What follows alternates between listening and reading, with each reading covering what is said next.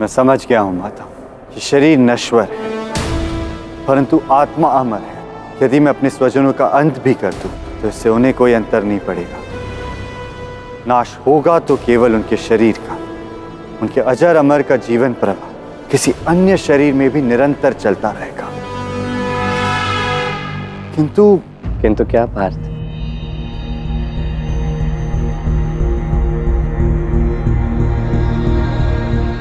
मेरे मन में अभी भी एक प्रश्न है माता, जो मुझे सता रहा है। मैं ये तो समझ गया कि मेरे स्वजनों की मृत्यु पश्चात वो एक दूसरा शरीर धारण कर एक नया जीवन आरंभ कर लेंगे, परंतु अपनों को मारकर मेरा क्या होगा? मेरे कर्म तो मलिन हो जाएंगे ना माता। मेरे कर्मों की रक्षा तो मुझे ही करनी होगी। अब आप ही बताइए, मैं कैसे अपनों को मारूं? भले ही मैं धर्म स्थापना के लिए धर्म पथ पर अग्रसर हूं, परंतु इस पथ पर जिनका लहू मेरे हाथों पर होगा वो कोई और नहीं, मेरे पितामह भीष्म होंगे। वही भीष्म पितामह जिन्होंने स्नेह भरे हाथों से कभी मुझे भोजन कराया था। मेरे बाण उस गुरु द्रोण को आहत पहुंचाएंगे जिन्होंने स्वयं मुझे बाण चलाना सिखाया था। क्या यही फल है उनके स्नेह का, उनके ज्ञान का? माधव, धर्म के नाम पर किया गया ये कर्म पाप कर्म है और स्वयं नारायण भी पाप कर्म के ऋण से नहीं बचे थे। तो मुझे कैसे मुक्ति मिलेगी माता? और जब मुझे पहले से ज्ञान है कि जिस कर्म का फल बुरा होगा वो कर्म मैं कैसे करूं? हमारे वेदों का सार भी यही कहता है कि जैसा कर्म करोगे वैसा ही फल मिलेगा। अब इस संदर्भ में आपका क्या तर्क है माता, बताइए। जब कर्म धर्म के लिए किया जा रहा है तो फल की चिंता क्यों करते हो पार्थ? जब चित्त शुद्ध है, कर्म करने का कारण धर्म परायण, जब मंशा पवित्र है तो ये शंका क्यों? स्मरण रहे पार्थ, जब भी कोई कर्म द्वेष, वैर और प्रतिशोध की भावना से ना प्रेरित हो तो युद्ध में सामने वाले योद्धा का अंत करने में कोई संकोच नहीं होना चाहिए। स्मरण रखना पार्थ, ये युद्ध तुम अपने लिए, मेरे लिए या किसी अन्य व्यक्ति के लिए नहीं लड़ रहे। ये युद्ध तुम लड़ रहे हो केवल धर्म के लिए। विधि के विधान ने यही कर्तव्य रचा है तुम्हारे लिए। इस कर्तव्य का वहन करो। कर्मण्येवाधिकारस्ते मा फलेषु कदाचन मा कर्म फल हेतुर्भुः मा ते संगोस्त्वकर्मणि। अर्थात तुम्हारा अधिकार केवल तुम्हारे कर्मों पर है, कर्म के परिणामों पर, उसके फल पर नहीं। तुम्हें अपने कर्म का क्या फल मिलेगा ये तुम्हारे हाथ में नहीं है। इसलिए कर्म करो किंतु बिना फल की कोई आशा किए, और ना ही उस कर्म से भागना उचित।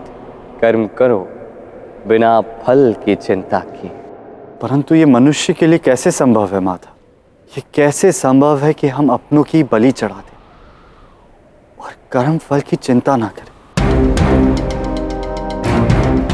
इसके लिए तो तुम्हें एक ऐसे महान व्यक्ति की गाथा सुननी होगी जिसने त्रेता युग में ये संभव किया था। ऐसी कौन सी महान व्यक्ति है माता? राजा हरिश्चंद्र। महाराज, हमारे गांव के पथिक बहुत त्रस्त हैं। पथ सही नहीं होने के कारण आए दिन उनके पांव घायल हो जाते हैं। ऐसा कैसे संभव है? हमारे राज्य में प्रजा इतनी दुखी और त्रस्त कैसे हो सकती है?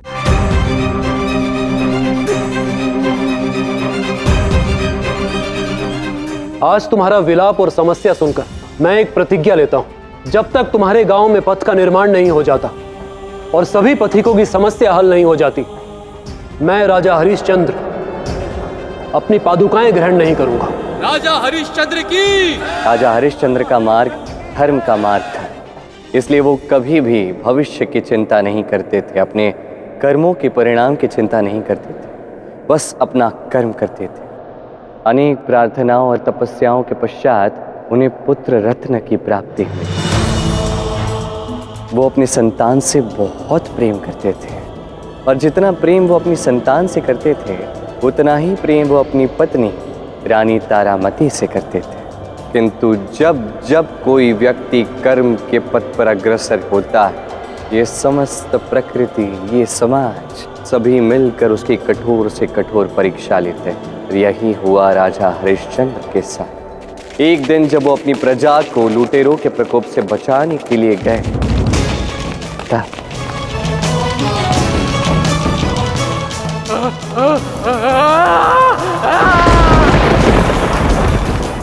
कौन हो तुम मूर्ख, जिसने विश्वामित्र की तपस्या को भंग किया है? हे ऋषिवर, मैं इस राज्य का राजा हरिश्चंद्र हूँ और आपका तप मैंने भंग नहीं किया है। यहाँ पर जो लुटेरे थे उनके कारण भंग हुई है। आपका तप उनकी चित्कार से भंग हुआ है। कोई भी व्यक्ति तब चित्कार करता है जब कोई उस पर आघात करता है। कदाचित तुमने उन पर आघात किया होगा। तुम अपने मद में इतना चूर हो कि तुम्हें यह भी नहीं दिखाई दिया कि यहाँ पर मैं ऋषि विश्वामित्र तप में बैठे हैं। मुझे इस बात का तनिक भी ज्ञान नहीं था ऋषिवर। अगर ऐसा होता तो मैं इस क्षेत्र में आता ही नहीं। कृपया मेरी भूल को क्षमा करें ऋषिवर। मौन! तुम्हें क्षमा नहीं, श्राप मिलेगा, श्राप। और मात्र तुम्हें ही नहीं, तुम्हारी सेना को भी श्राप मिलेगा। नहीं नहीं ऋषिवर, ऐसा मत बोलिए। आप जैसा चाहेंगे मैं वैसा करूंगा। मैं जो मांगूंगा वो तुम दोगे? हाँ ऋषिवर, मैंने हमेशा सत्य ही बोला है। मेरा वचन हमेशा सत्य होता है, इसलिए आप नहीं संकोच कहिए। आप जैसा कहेंगे मैं वैसा ही करूंगा। अपने सत्य पर इतना अटल विश्वास? तो ठीक है, तुम अपना सर्वस्व, अपनी संपत्ति मुझे दे दो।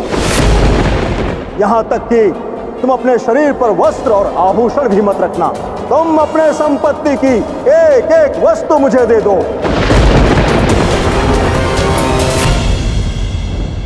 ठीक है ऋषिवर, जैसी आपकी इच्छा।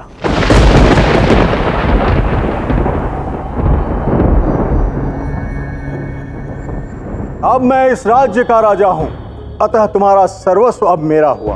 परंतु मैं प्रसन्न नहीं हूं। तुम्हें याद है हरिश्चंद्र, तुमने कहा था ना, मैं जैसा कहूंगा तुम वैसा करोगे। तो मेरी इच्छा है कि मेरे भार बराबर स्वर्णाभूषण और रत्न लाकर तुम मुझे दोगे, और उन्हें एकत्रित करने के लिए मैं तुम्हें 30 दिन का समय देता हूं। जैसी आज्ञा ऋषिवर, मैं 30 दिन में ये सब करके लाता हूं। परंतु ध्यान रहे राजन, ना कोई मंत्री, ना कोई सेना, कोई तुम्हारे साथ नहीं जाएगा। कोई भी व्यक्ति तुम्हारी सहायता नहीं करेगा। माता, हमें वनवास का दुख भोगना पड़ा क्योंकि हमने द्युत जैसा खेल खेला था। हमारी हर मर्यादा लांघी थी। परंतु राजा हरिश्चंद्र, वो बड़े ही सज्जन राजा थे, सत्यवादी थे। तो उनके साथ ऐसा क्यों हुआ? क्यों उन्हें अपना सर्वस्व त्यागना पड़ा माता? अपनी प्रजा और अपनी सेना के लिए। राजा हरिश्चंद्र वास्तव में एक सत्यवादी राजा थे, सदैव धर्म के पथ पर चलने वाले। और राजा का धर्म ही होता है कि वो अपनी प्रजा और अपनी सेना की रक्षा करे, और उन्हीं की रक्षा करने के लिए उन्होंने इतना बड़ा त्याग किया। सब कुछ त्याग दिया उन्होंने। धर्म के पथ पर चलते गए, अपना कर्म करते गए, बिना फल की चिंता की। जगत में समय महाबलवान, जगत में समय महाबलवान। क्षमा कीजिए, किंतु आपको दान देकर मुझे ऋषि विश्वामित्र से शत्रुता मोल नहीं लेने। विधि का यही विधान, जगत में समय महाबलवान, जगत में समय महाबलवान। राजन,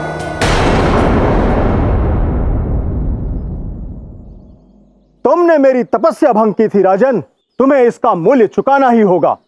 कहाँ है मेरे भार बराबर स्वर्ण और रत्न?